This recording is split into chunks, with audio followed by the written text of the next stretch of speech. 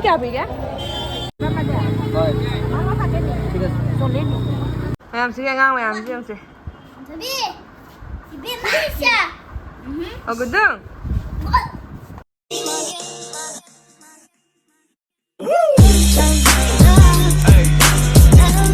welcome back to my new video मैम हौजसे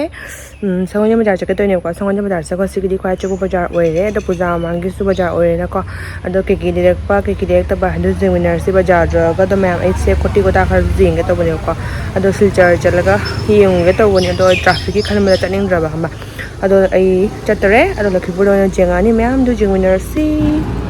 अदो ma'am चलिसे mama खोबानी चलिनेबको अदो खोबानी से बाजार दो यौरेबको यौरपदो मी से दुम तिल्ले पूजा मांगी मना बाजारनिना मी से हैपे जम तिल्लेबको अदुनि मैम केके लेरकपदसु दुम येंगसे ए के मतदा सुम बाजार गी कोइनिंगबगी भाब तमागा चलिनेब अदो कोइ मनाक्ता दोचामगी मचामगिने जगोय सादोबा अदुनि जगोय साबदु माइ पोचे का तपैबा अदुदो हाना खल्लनी कैना यखो माइ बानी पोचे जाम लेनिङाइ लेइतेबा लेइतबना केके कोटी कोटा से मागी लेगदब पोतो हाना जेंगदोय खोबानी अदु क्या पी गया 양खै 승모지나? 얘 승모지나? 시대 क्या 자? 자.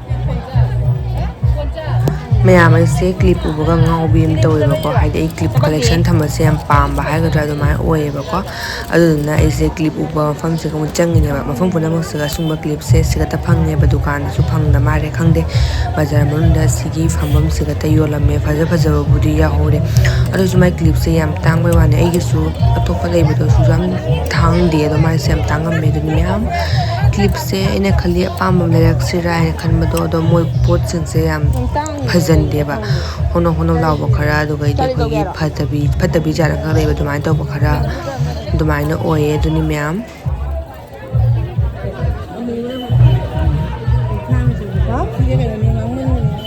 अदि अंगांग बदो सले सिरे ई मजुदुन दुना ई मजु वादि हिना पुरा अंगांग बा अमु बतंद्रा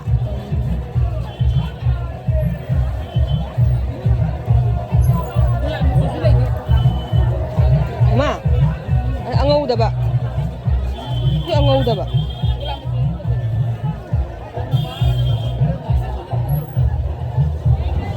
ado मैम को जचागी मचागी पोता पई है दो माइ सेगी ब्रेसलेट सेंग वालो बिरे को हने माइ रिबन सेंगा आ येलो रिबन तपक पने येलो दो फंगदरे अदो फंगदब हान बदा फंगदेबो को अदो नि मैम मागी जगोय दो अलांग वे बदुना खरा जिगसा खपचलगा सादो बदु दुगिनी अजगना को मा उमुरोग लौरी अतै दि कसुम दुजाम क्रॉस तो चलिने देरा असुम अखोगी बाजार की नुंगाय बदो मा कोइथो ब टाइप तुनि बा खोय माइ बानी चलिसे अदे हलागा को बानी से सिंजू लौरे खोय खातगी अदे सिंजू से हावेबा अदुनि अदो चागी मजा नुपि हमने मार्क से डांस कॉम्पिटिशन तो देबो को अदुगी मा कोटी कोटा से कर लबी रे दे मा से के बी रुजन तो ने बको मा के बी बचली जे मा खाता नि सी नाबा नमुखु कदा या फजरी नंगी से नंग जेंग बा हेगद्रा मैम से ngang मैम से हम से तबी इबे माइसा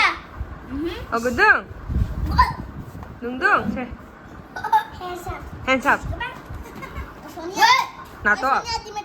ओए क्या वो बेचा से जो तब से जो तो ना hands up hands down lum pi cái đại घड़ी cái đại छे या ना भाई घड़ी तू फजे ने पड़ी नहीं मैं पुते jangan mama ada tu पूजा कोई रमदाई मान mama ni jangan deh पूजा कोई रमदाई ni mari yellow set पूजा ada tu yellow अखोई से हजिक मागी डांस कॉम्पिटिशन फॉर्म दो यौरेबको मैम दोनी मुसका दुर्गा मा लेरे अदो मागी डांस कॉम्पिटिशन दो लिस्ट के आदा लेबदुदी खंगदेको सिगी कुमारी मैम से साबा लोरा काना कॉम्पिटिशन दो हौदोइनिबा अदु कुमारी की मैम से हजि सारे खो लाइ से खरा ngalla मारे खतंग थेंग लागदब दो मोय ngonna होनी हाबदुगा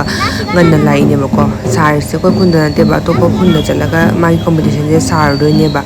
अदुना लाइ से खरा ngalle खरा फंबा तारे मैम ꯑꯗꯣ ꯁꯤꯒꯤ ꯀꯨꯃꯥꯔꯤ ꯃꯌꯥꯝꯁꯦ ꯁꯥꯕ ꯂꯣꯏꯔꯒ ꯑꯃꯨꯛ ꯃꯣꯏ ꯀꯝꯄꯤꯇꯤꯁꯟꯁꯦ ꯍꯧꯗꯣꯏ ꯃꯥꯜꯂꯦ ꯀꯝꯄꯤꯇꯤꯁꯟꯁꯦ ꯑꯇꯣꯞꯄ ꯖꯒꯥꯗꯁꯨ ꯃꯌꯥꯝ ꯆꯥꯎ ꯃꯥꯜꯂꯦꯕ ꯑꯗꯣ ꯂꯥꯛꯅꯕꯨꯗꯤ ꯂꯥꯛꯅꯗ꯭ꯔꯤ ꯈꯔ ꯑꯩꯈꯣꯏꯅ ꯏꯍꯥꯟꯕꯨ ꯍꯥꯜꯂ ꯃꯥꯜꯂꯦ ꯈꯪꯗꯦꯗ ꯑꯗꯨꯅꯤ ꯍꯥꯏꯗꯤ ꯀꯝꯄꯤꯇꯤꯁꯟ ꯁꯥꯕꯒꯤꯗꯅꯦ ꯑꯗꯨꯅꯤ ꯃꯌꯥꯝ ꯌꯦꯡꯉꯨ ꯑꯗꯨꯝ ꯀꯨꯃꯥꯔꯤ ꯃꯌꯥꯝꯁꯦ ꯁꯥꯕ ꯂꯣꯏꯔꯒ ꯍꯧꯖꯤꯛ ꯃꯣꯏ ꯖꯒꯣꯏꯒꯤ ꯄꯔꯐꯣꯔꯃꯦꯟꯁ ꯀꯝꯄꯤꯇꯤꯁꯟꯗꯣ ꯍꯧꯗꯣꯔꯦ ꯃꯣꯏ ꯖꯒꯣꯏꯁꯦ ꯉꯁꯤ ꯅꯨꯃꯤꯠꯇꯨꯒ ꯃꯤ 30ꯔꯣꯝ ꯁꯥꯏꯌꯦꯕꯀꯣ ꯁꯥꯕꯁꯦ ꯃꯣꯏ ꯍꯧꯖꯤꯛ ꯖꯁ 3 ꯊꯝꯃꯦ ꯃꯇꯥꯏꯗ 2 ꯃꯌꯥꯏꯗ ꯑꯃ ꯇꯧꯔꯒ 3 ꯊꯣꯛꯅ ꯑꯍꯨꯝꯁꯤꯅ ꯖꯁ ꯇꯧꯗꯣꯏꯅꯦꯕꯀꯣ ꯖꯒꯣꯏꯁꯦ ꯑꯗꯨꯅꯤ ꯃꯌꯥꯝ ꯌꯦꯡꯁꯤ ꯑꯗꯨꯝ ꯀꯩꯀꯩ ꯖꯒꯣꯏ ꯁꯥꯏ ꯍꯥꯏꯕꯗꯣ ꯃꯣꯏ ꯍꯧꯖꯤꯛ ꯑꯣꯖꯥꯁꯤꯡꯗ ꯐꯤ ꯍꯨꯏꯑꯕ ꯍꯧꯖꯤꯛ ꯗꯥꯟꯁꯁꯦ ꯍꯧꯗꯣꯔꯦ ꯉꯁꯥꯏꯉꯩ ꯖꯁꯁꯦ ꯑꯃ ꯂꯥꯛꯇ꯭ꯔꯦ ꯍꯥꯏꯅ ꯍꯧꯗꯉꯩ ꯉꯥꯏꯍꯥꯛ ꯀꯨꯏꯅ ꯐꯝꯅ ꯂꯩꯔꯨꯔꯦꯕ ꯑꯗꯨꯅꯁꯨ ꯑꯗꯨꯝ ꯊꯦꯡꯖꯜꯂꯛꯑꯦ ꯃꯇꯝꯁꯦ ꯃꯣꯏꯁꯨ ꯂꯥꯞꯄꯅꯤꯅ ꯑꯃꯨꯛ ꯍꯟꯗꯣꯏꯃꯤꯅ ꯀꯩꯅꯣ ꯇꯧꯋꯤꯅꯀꯣ ꯑꯗꯣ ꯃꯌꯥꯝ ꯖꯒꯣꯏꯗꯣ ꯁꯤꯒ ꯍꯧꯔꯦ ꯑꯗꯣ ꯃꯌꯥꯝ ꯌꯦꯡꯃꯤꯟꯅꯔꯁꯤ ꯃꯈꯥꯗ ꯑꯗꯨꯝ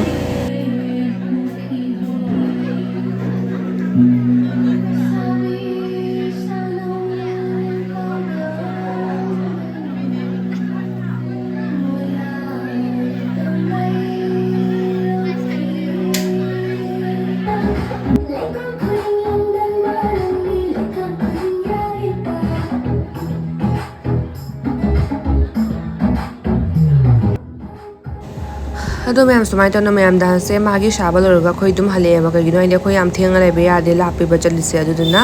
ꯑꯗꯣ ꯃꯌꯥꯝ ꯃꯥꯒꯤ ꯗꯥꯟꯁꯁꯦ ꯀꯩꯅꯣ ꯇꯧꯔꯛꯑꯦ ꯊꯥꯔꯠ ꯄꯣꯖꯤꯁꯟꯗ ꯂꯥꯛꯑꯦ ꯑꯗꯨꯅꯤ ꯃꯌꯥꯝꯁꯤꯒ ꯂꯣꯏꯁꯤꯟꯖꯔꯒꯦ ꯊꯦꯡꯛ ꯌꯨ ꯕꯥꯏ